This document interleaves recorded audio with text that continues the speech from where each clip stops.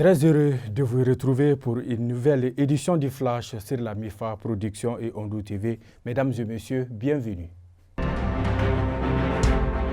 Le président de la transition, son Excellence le colonel Assimi Goïta, chef de l'État, a présidé ce vendredi 9 décembre 2022 la cérémonie de décoration des grands officiers, des commandeurs et des grandes croix de l'Ordre national du Mali.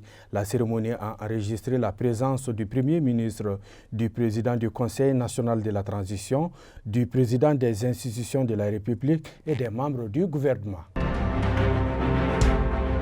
Des violents affrontements entre groupes djihadistes au Mali ont tué plusieurs dizaines de civils.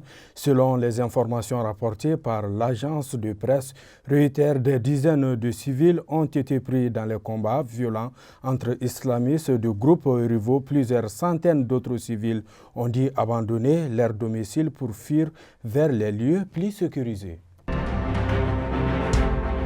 Le jeudi dernier, le président de la transition, son Excellence le colonel Assimi Goïta, chef de l'État et chef suprême des armées, a reçu les chefs d'état-major et directeurs des services des armées dans la salle banquet à Koulouba dans le cadre de la session du comité de défense nationale.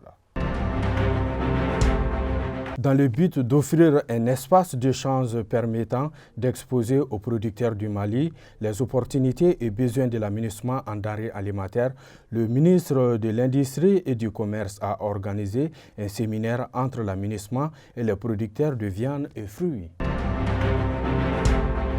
À Massina, un projet de protection des enfants en situation d'urgence a été lancé à Sékou le jeudi passé. Son objectif est de contribuer au renforcement de la résilience et la protection des enfants, des adolescents et des jeunes vivant dans les camps de réfugiés, de déplacés internes et dans les communautés vulnérables. Le projet est financé par la Belgique à hauteur de plus de 966 millions de francs CFA. La ville de Tombouctou dispose désormais d'un second commissariat de police. Il est opérationnel depuis quelques jours avec des hommes déterminés à accomplir leur mission de sécurisation. Le chef de l'exécutif régional est allé à leur rencontre pour s'enquérir des conditions et d'installation.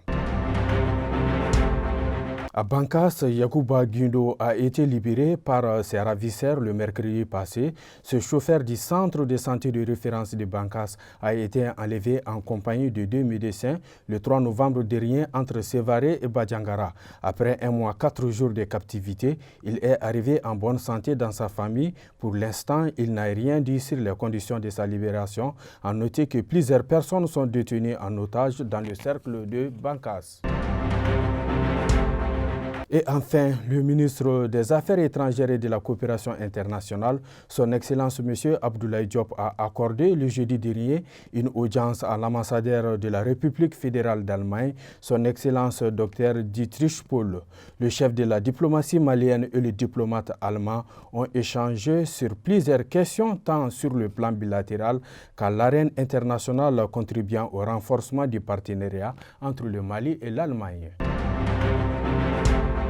Voilà, c'est tout pour cette flash, mesdames et messieurs. Merci à vous de l'avoir suivi. Au revoir et à la prochaine.